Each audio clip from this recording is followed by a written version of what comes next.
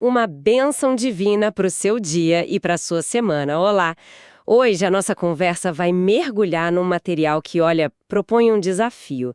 A gente vai olhar para uma figura super conhecida, o apóstolo Paulo, mas de um jeito bem diferente. É isso aí.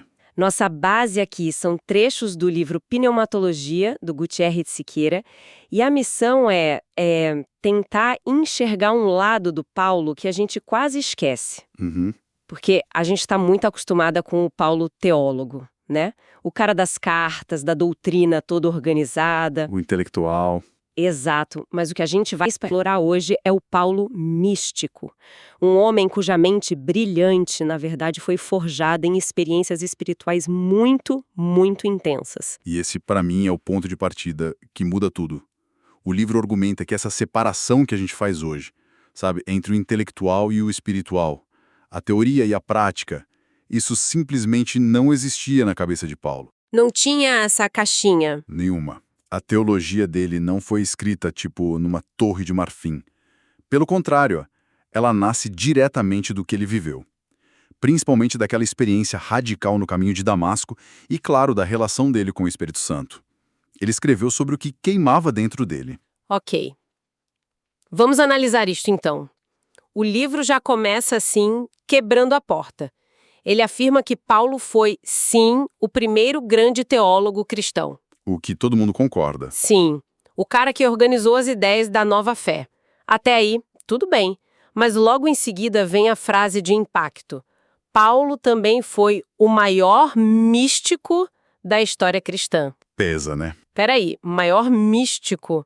Isso soa quase como um exagero. Quando eu penso em místico, eu imagino, sei lá, alguém meditando numa montanha. Não o Paulo viajando, fundando igrejas, debatendo. Que evidências o livro traz para uma afirmação tão forte assim? Essa é a reação normal, e é por isso que a proposta é tão boa. O autor nos convida a olhar para os próprios textos de Paulo. A teologia dele, ela é inseparável dessas experiências, sabe? A fonte lista vários eventos que hoje a gente chamaria de carismáticos. Experiências sobrenaturais. Exato. Experiências diretas com o Espírito Santo. Por exemplo, ele mesmo conta em 2 Coríntios que foi arrebatado ao terceiro céu. Nossa, essa passagem é incrível. Incrível. A experiência foi tão intensa que ele diz que não sabia se estava dentro ou fora do corpo. Isso não é a linguagem de um acadêmico, tipo, teórico. Definitivamente não. É a linguagem de alguém que passou por algo que mal consegue descrever em palavras. Exatamente. E não para por aí. O livro de Atos está cheio de relatos de curas, de milagres que ele realizou. E o próprio Paulo, quando está escrevendo para a igreja de Corinto, que era uma comunidade, super cheia de manifestações espirituais, Sim, super intensa. ele faz uma afirmação pessoal que é surpreendente. Ele diz: "Eu dou graças a Deus por falar em línguas mais do que todos vocês." Ele não diminui a experiência, pelo contrário, ele a vivia. E claro, o ponto de partida de tudo, a conversão dele. A estrada de Damasco. Não foi um debate que o convenceu. Foi uma visão, uma luz, uma voz do céu. A vida dele virou de cabeça para baixo por causa de uma experiência mística. Então, de um lado, a gente tem essas experiências viscerais, arrebatamento, línguas, visões. Do outro, as cartas, com uma lógica, uma argumentação super estruturada. A gente foi meio que treinado a ver isso como coisas opostas. E é essa a falsa escolha que o Siqueira aponta. Para Paulo, o rigor intelectual não brigava com o fogo espiritual. Era o contrário, era alimentado por ele. Os pensamentos profundos vinham por causa das experiências profundas. A academia e o quarto de oração não eram inimigos. De jeito nenhum. Para Paulo eram parceiros. A mente e o espírito na mesma jornada. E é aqui que fica bem interessante. O livro diz que essa vida cheia do espírito dava a Paulo uma coragem, uma ousadia enormes. Mas isso me faz perguntar, que tipo de poder era esse? Porque quando a gente pensa em poder no Império Romano, a gente pensa em legiões, em força, em domínio. O poder do Paulo era o oposto disso, certo? Completamente. E esse talvez um dos pontos mais radicais da teologia dele. O livro enfatiza que o poder que vinha do Espírito não era uma energia para oprimir, sabe? Para humilhar ou se impor. Era o que o autor chama de o poder da cruz. O poder da Pruis. Sim, Ou seja, um poder que se revela perfeitamente na fraqueza, na vulnerabilidade, na renúncia. A coragem que o Espírito dava a Paulo não o levou a pegar em armas, mas a renunciar ao ódio, à violência que antes o definiam. Era uma força para servir, para se sacrificar. isso era uma ideia, nossa, absurdamente contracultural para a época.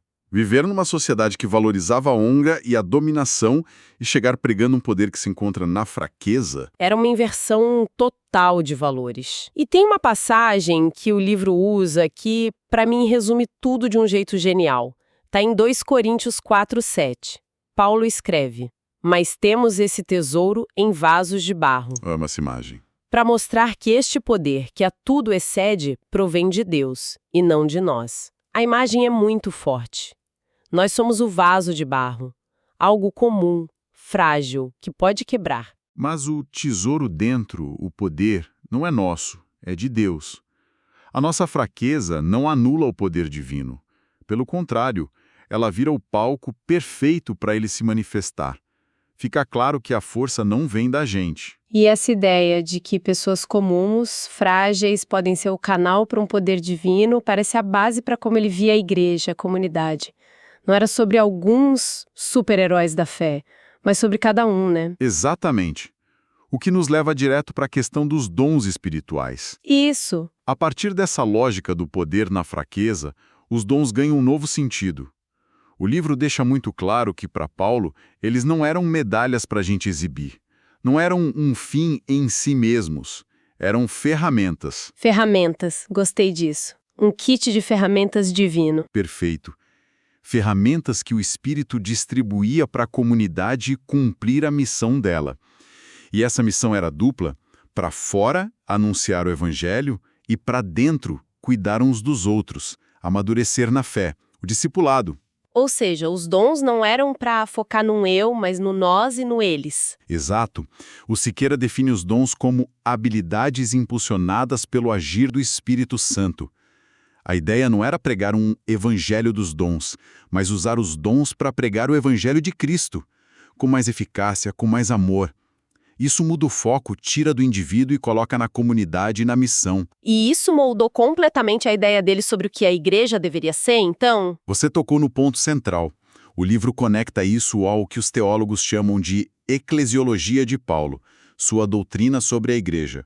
E para mostrar o peso disso, o autor cita uma frase radical do teólogo Hans Küng. Qual? Ele diz: redescobrir os dons espirituais é redescobrir a real eclesiologia do apóstolo Paulo. O que ele está dizendo é que os dons não são um acessório, um extra opcional. Não são um luxo. Não.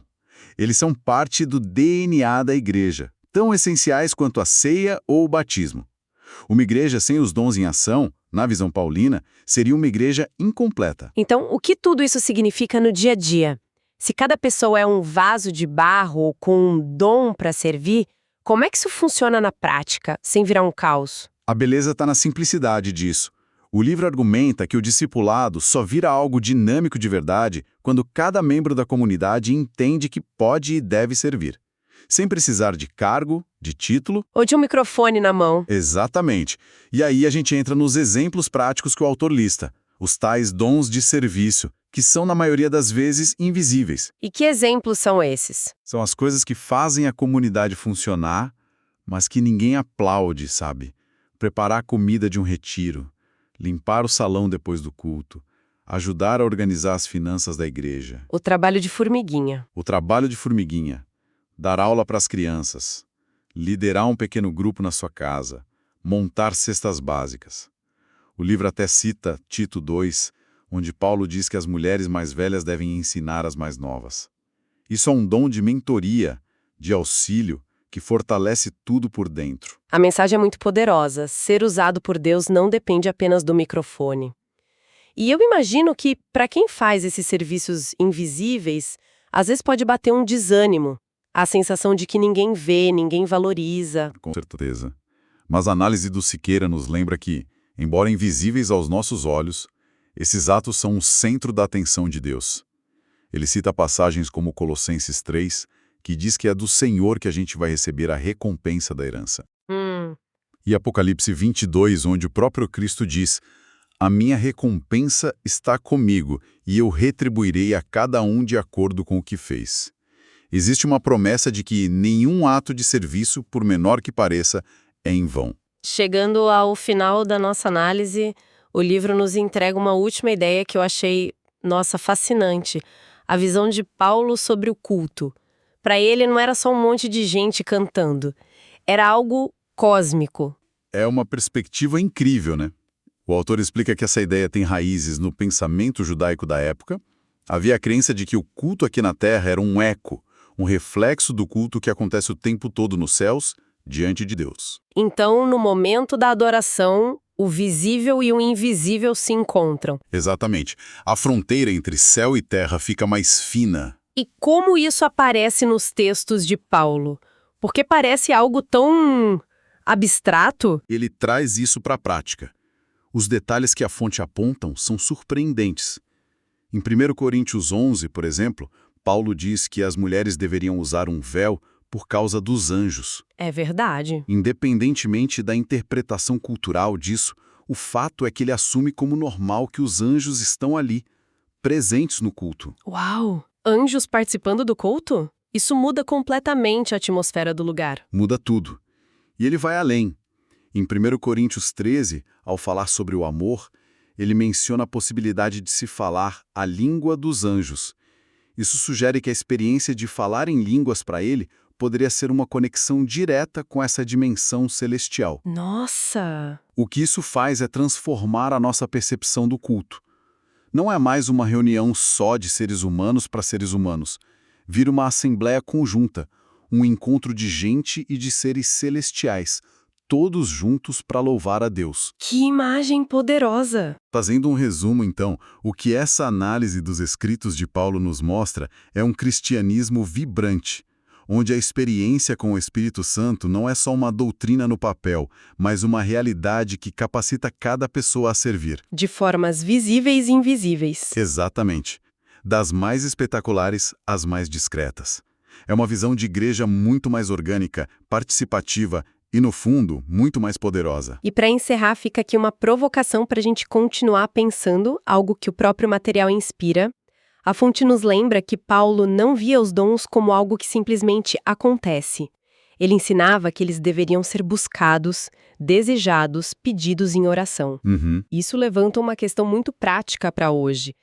Se esses dons são ferramentas tão essenciais, o que significa, na prática, buscar ativamente por eles, em vez de só ficar esperando que eles apareçam por acaso? Nós teremos um novo episódio explorando mais deste mesmo livro, Pneumatologia. Deus abençoe a todos.